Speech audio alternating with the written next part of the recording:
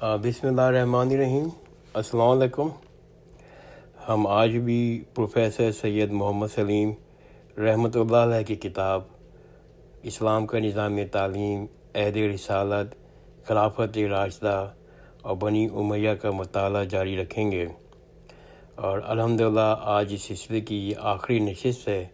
انشاءاللہ ہم آج اس کتاب کا پورا مطالعہ مکمل کر لیں گے آج، اور اس سلسلے میں چاہوں گا کہ میں خاص طور پر اپنے والد صاحب سید محمد سلیم صاحب اور اپنی والدہ اور تمام وہ احباب، تمام وہ لوگ جو والد صاحب کے ساتھ زندگی میں کسی نہ کسی انداز سے ساتھ منسلک رہے، اور تمام میرے رشتہ دار، میرے تمام دوست، تمام احباب جو میرے ساتھ اس مطالعے میں شریک رہے، یا اللہ پاک اللہ تعالی ہمیں دنیا کی بہترین خوشیاں ہمیں زندگی میں بھی دے اور آخرت میں بھی دے، اور ہم سب کو جنت الفردوس میں مقام نصیب فرما، اور ہم سب کو اپنے والد صاحب، ہم سب کو میرے والد صاحب پروفیسر سید محمد سلیم کے ساتھ جنت الفردوس میں ملاقات کرنے کی توفیق عطا فرمائے، آمین، جزاک اللہ خیر۔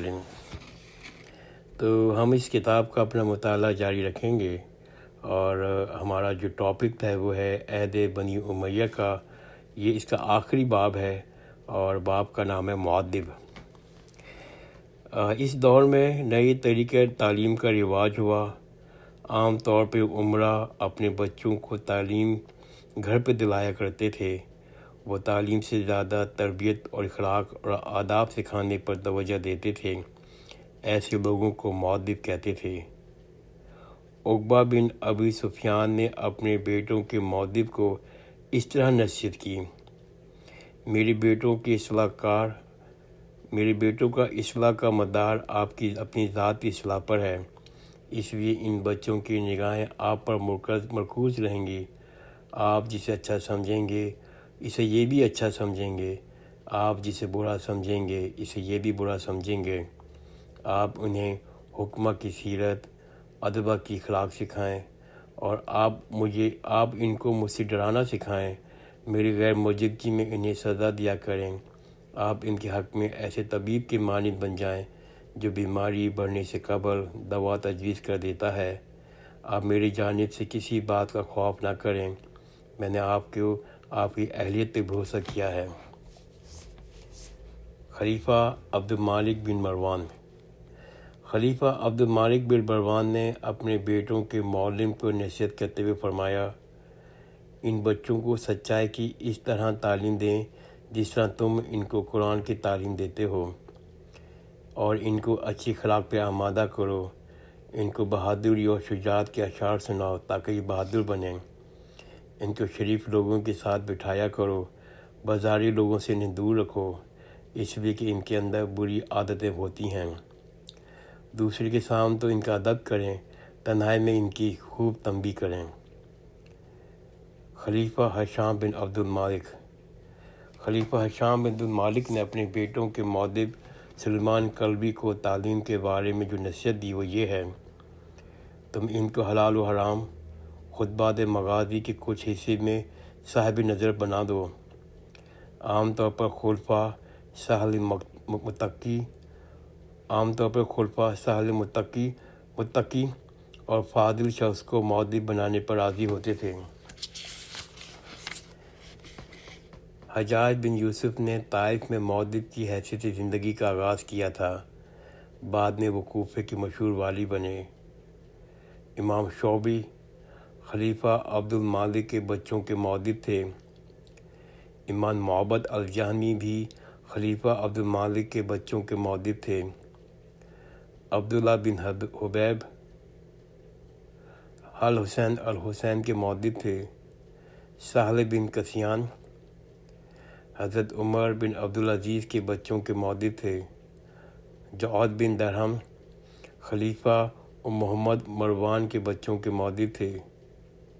اسحاق بن ابی اسرائیل کے متعلق یہ بیان کیا گیا ہے: وہ حماد بن زید کے گھر میں کثیر آدمیوں کو تعلیم دیتے تھے۔ ہمارے دور میں بعض استاد ٹیوٹرل کلاسز یا کوچنگ کلاسز لیتے ہیں۔ مؤدب کا طریقہ اسے مشابہت رکھتا تھا۔ بنو امیہ کے دور میں 3 علوموں کا اضافہ ہوا: علم قرات، قرآن مجید کی تعلیم رسول اللہ صلی اللہ علیہ وسلم نے دی۔ جس طرح آپ پڑھتے تھے صحابہ کرام بھی اسی انداز سے پڑھتے تھے۔ لہجہ، تلفظ، شد مود میں پوری طرح نقل کرتے تھے۔ ان میں 7 انداز قرات مشہور ہے، مگر عملاً آج عالم اسلام میں 90% ایک ہی قرات مشہور ہے، وہ ہے ابو الحفظ عمر کی قرات۔ آج کے دور میں سارے قاری ان کے طریقے پہ ہی قرآن مجید پڑھتے ہیں۔ ان کا سلسلہ اس طرح ہے: نمبر 1، رسول اللہ صلی اللہ علیہ وآلہ وسلم سے حضرت عثمان نے سیکھا اور ابی بن کعب نے سیکھا۔ ان سے عبد بن حبیب سلمی نے سیکھا۔ ان سے عاصم کوفی نے سیکھا اور ان سے ابو الحفظ عمر نے طریقہ حاصل کیا۔ دوسرا سلسلہ: رسول اللہ صلی اللہ علیہ وسلم نے حضرت علی اور عبداللہ بن مسعود نے سیکھا۔ ان سے زر بن حبش نے سیکھا۔ ان سے عاصم کوفی نے سیکھا اور ان کے شاگرد ابو الحفظ عمر نے سیکھا۔ رسم خط کی اصلاح: عہد بنی امیہ کا بڑا کارنامہ عربی رسم و خط کی اصلاح ہے۔ عربی زبان میں پہلی کتاب قرآن مجید ہے۔ عربی رسم و خط غیر مرتب تھے، نہ حروف پہ نقطے تھے، نہ اعراب، نہ زیر و زبر تھے۔ اس وجہ سے بچوں کو، خصوصاً غیر عرب بچوں کو قرآن مجید کے پڑھنے میں سخت دشواری پیش آتی تھی۔ اس مشکل کا ازالہ ضروری تھا۔ سب سے پہلے جس شخص نے اس جانب توجہ دی وہ ہے ابو الاسود وائلی۔ ان کے بعد ان کے شاگردوں میں نصر بن عاصم لیث بصری اور یحییٰ بن یعمر عدوانی قاضی خراسان نے اصلاحی خط کا کام جاری رکھا۔ حکم و اضافے اور اصلاح کے ایک طویل عرصے گزرنے کے بعد ان اصلاحات کی تکمیل مشہور نحوی اور لغوی خلیل بن احمد فرہادی کے ہاتھ عمل میں تشکیل آئی۔ موجودہ اعراب، زیر، زبر، پیش، تشدید، سکون سب خلیل کے واضح کردہ ہیں۔ اعراب لگ جانے کی وجہ سے قرآن مجید کا پڑھنا اور پڑھانا بہت آسان ہو گیا۔ غیر عرب طلباء روانی سے قرآن مجید پڑھتے تھے۔ عربی خط کا اعرابی نظام دنیا کے تمام خطوں سے افضل ہے۔ سکون عربی خط کا وہ خاص امتیازی نشان ہے جو نہ رومن رسم و خط میں موجود ہے نہ ہندی خط میں موجود ہے۔ سکون کا نشان عربی ذہانت کا ایسا شاہکار ہے جس طرح علم اعداد میں صفر کی ایجاد ان کا شاہکار ہے، جس طرح علم اعداد میں صفر کی ایجاد ان کی شاہکار ہے۔ تحسین خط: آغاز اسلام میں عربی خط کے حروف کھردرے اور سپاٹ ہوتے تھے، جیسے آرامی اور عبرانی میں ہوتے تھے۔ قرآن مجید کلام الہی سے غیر محبت نے مسلمان کو ترغیب دی کہ وہ تو حسین اور جمیل طریقے سے لکھیں۔ یہاں سے ایک مہم کا آغاز ہوا جو مسلسل سرگرم عمل رہی، جس کی وجہ سے عربی خط میں حسن و زیبائی اور رعنائی کا وہ اعلیٰ معیار قائم ہوا جو دنیا کے کسی دوسرے خط میں موجود نہیں، جس کی وجہ سے 20 نئے خط اور نئے انداز پیدا ہوئے، مثلاً کوفی، نسخ، سلس، دستالیق وغیرہ، جس کا سلسلہ آج بھی جاری ہے۔ فن خوش نویسی: خطاطی کا آغاز اس وقت ہوا جب خلیفہ عبد الملک بن مروان نے تمام ممالک میں عربی زبان کو دفتری زبان بنا دیا۔ دفتر میں منشی اور محرر مقرر ہوئے اور ان کے درمیان مساوات کا جذبہ پیدا ہوا۔ انہوں نے بہتر سے بہتر طریقے پر لکھنے کا انداز اختیار کیا۔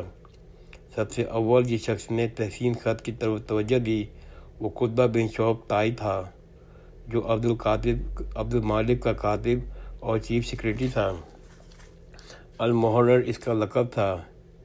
اس نے حروف کے لیے پیمائش کے قواعد مقرر کیے اور 100 ہجری میں اس کا انتقال ہوا۔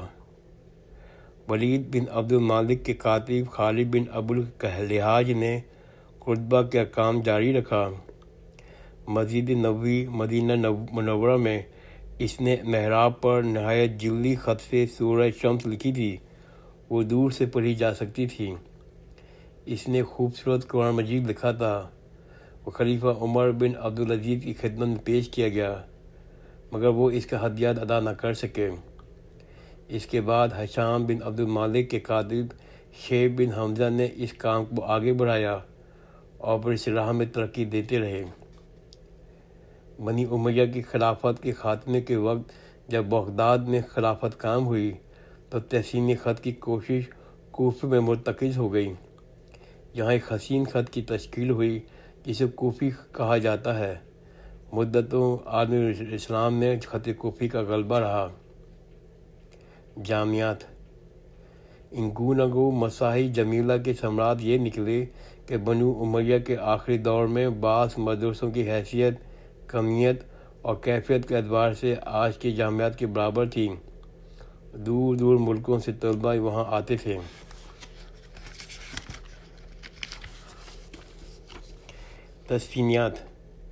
تصنیفات عہد بنی امیہ میں کتابیں تصنیف کرنے کا سلسلہ جاری ہو گیا۔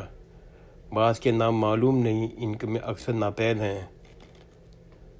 صحیفہ صادقہ اس مجموعے کو عبداللہ بن عمرو عاص نے تیار کیا تھا۔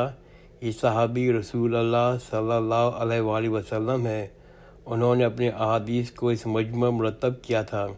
یہ عبرانی اور سریانی زبان بھی جانتے تھے۔ کتاب الفرائض حضرت زید بن ثابت انصاری صحابہ رسول تھے، بہت بڑے عالم تھے، رومی تھے، سریانی حفظ زبان جانتے تھے، عالم فرائض اور وراثت پہ ماہر تھے۔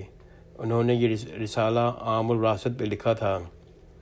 کتاب المغازی حضرت عثمان رضی اللہ تعالیٰ عنہ کے فرزند حضرت ابان بن عثمان نے علم مغازی پہ کتاب لکھی تھی۔ کاغذ تعلیمی دنیا کے لیے خلافت بنی امیہ کا بہت بڑا عطیہ کاغذ کی ایجاد اور اشاعت ہے۔ خراسان اور مشرقی ترکستان کی جنگ میں بہت سے چینی قید ہوئے۔ ان میں سے ایک شخص نے کاغذ بنانے کا طریقہ عربوں کو بتا دیا۔ عربوں نے اس فن کو عام کر دیا۔ اس کے بعد ساری دنیا میں پھیل گیا۔ یہ جنگ طالاس کے نام سے مشہور ہے۔ اس وقت سے کاغذ اسلامی دنیا میں رائج ہوا، جس کے بعد تعلیم و تدریس میں غیر معمولی ترقی ہوئی۔ کاغذ کی صنعت یہاں سے ساری دنیا میں رائج ہوئی۔